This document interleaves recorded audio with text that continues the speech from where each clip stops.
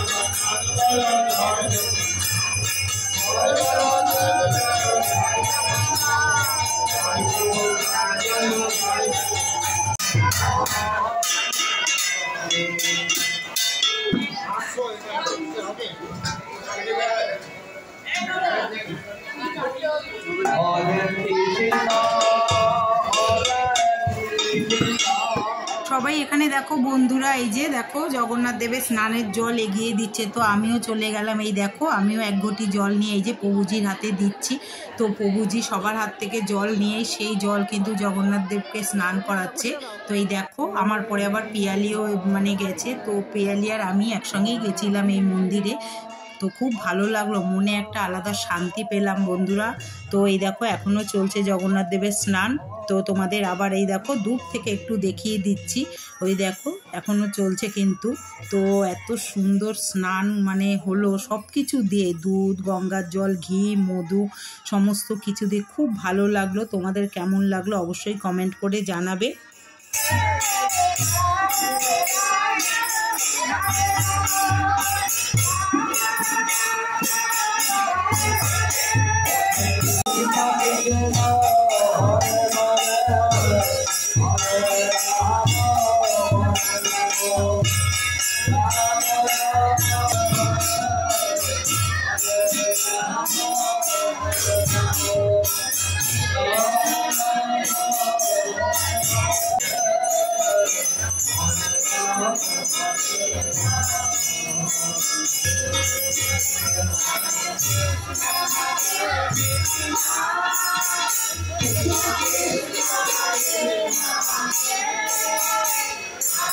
দেখো বন্ধুরা, এখানে এই দেখো একদম বোতলে নিয়ে নিলাম জগন্নাথ দেবের স্নানের জল। তো এটা বাড়িতে নিয়ে যাব, তো এটা মানে রাখা ভালো বলে। তো গেল দেখো জগন্নাথ স্নান দেখে নিয়েছি আমি আর পিয়ালি এসছি। সত্যি জগন্নাথ টেনেছে, এটা দেখা মানে সব সময় যায় না।